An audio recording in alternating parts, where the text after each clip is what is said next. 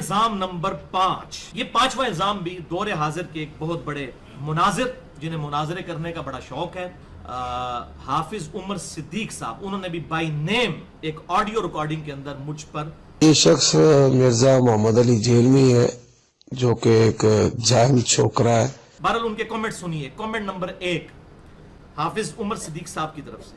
ذرا یہ لینگویج سنیں، ان علماء کی لینگویج سنیں. یہ انجینئر محمد علی مرزا ایک جاہل چھوکرا ہے. الفاظ دیکھیں، حالانکہ مجھ سے وہ 5-7 سال ہی بڑے ہوں گے، اس سے زیادہ بڑے نہیں، لیکن یہ الفاظ ذرا آپ دیکھیں کس طرح کی بازاری لینگویج استعمال کی ہے.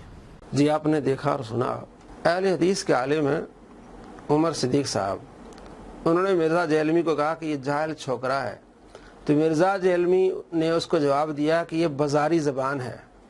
جاہل چھوکرا کہنا یہ کیا ہے؟ بازاری زبان ہے، اور ان کو یہ زیب نہیں دیتا. میں تو ان سے تھوڑا سا ہی چھوٹا ہوں، زیادہ تو نہیں چھوٹا، ٹھیک ہے، مجھے یہ چھوکرا کہتے ہیں.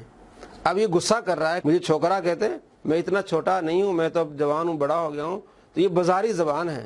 اچھا، آپ کو اگر کوئی چھوکرا کہتے یہ بازاری زبان ہے، اور آپ نبی صلی اللہ تعالیٰ علیہ وآلہ وسلم کے بارے میں کیا کہا ہے کہ آپ صلی اللہ تعالیٰ علیہ وآلہ وسلم کو یہودی چھوکرا کہا کرتے تھے، نعوذ باللہ، جو یہودیوں نے نہیں کہا. تو اڈی میری کی نے سننے، یعنی علماء یہود پروفٹ کے مقابلے میں کھڑے ہوئے تھے اور انہوں نے اپنی پبلک کی مت مار دی. 10 یہودی بھی ایسے نہیں تھے جو آپ پہ ایمان لائے ہوں آپ کی مبارک زندگی کے اندر. کیوں؟ بغیم بینہم. مولوی ان کے بڑے بڑے جو پادری بیٹھے ہوئے تھے، وہ کہتے تھے یہ کل کے چھوکرا آ کے ہمیں بتائے گا، وہ کہتے تھے یہ کل کے چھوکرا آ کے ہمیں بتائے گا. آپ علیہ السلام کو یہودی نہیں کہ تم وہ آپ صلی اللہ تعالیٰ علیہ وآلہ وسلم کی گستاخی کرتے ہو، کیونکہ لوگ اس کو چھوکرا کہتے تھے.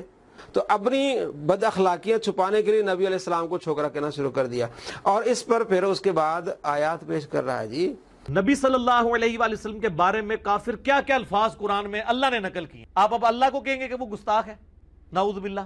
جادوگر نبی علیہ السلام کے لیے، نعوذ باللہ. اگلے لوگوں کی سٹوریاں پڑھتا ہے، اس کے اوپر جادو ہوا ہوا ہے، یہ مجنون ہے، اس نے ایک اجمی غلام رکھا ہوا ہے جو صبح و شام اس کو پڑھاتا ہے.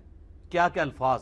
اور دوسری طرف اللہ نے یہ کہا کہ یہ اس طرح پہچانتے ہیں آپ کو جس طرح اپنے بیٹوں کو پہچانتے ہیں سورۃ الانعام کے اندر. لیکن وہ بیٹوں کی طرح پہچانتے بھی تھے اور وہ سمجھتے بھی بیٹا ہی تھے. ایک میرا کلپ کاٹا جی، چھوکرے کا لفظ استعمال کیا. یہ کوئی نیگیٹو ورڈ ہے؟ ہمارے سب کانٹیننٹ کے معاشرے کے اندر آپ پوچھ کے دیکھ لیں، جو چھوٹی عمر کا جو ینگ بوائے ہے اس کو چھوکرا کہا جاتا ہے. یہ کوئی نیگیٹو ورڈ نہیں ہے. قرآن پاک میں سورہ بقرہ میں یعرفونہ کما یعرفون ابناءہم، کہ آپ صلی اللہ تعالیٰ علیہ وآلہ وسلم کو یہودی اس طرح پہچانتے ہیں جس طرح اپنے بچوں کو پہچانتے ہیں.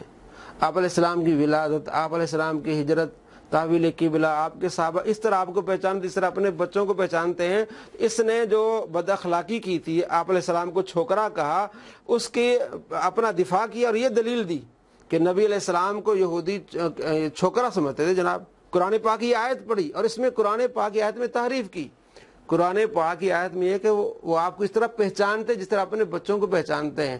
یہ کہنے لگے جناب اس طرح آپ کو پھر بچہ ہی سمجھتے تھے.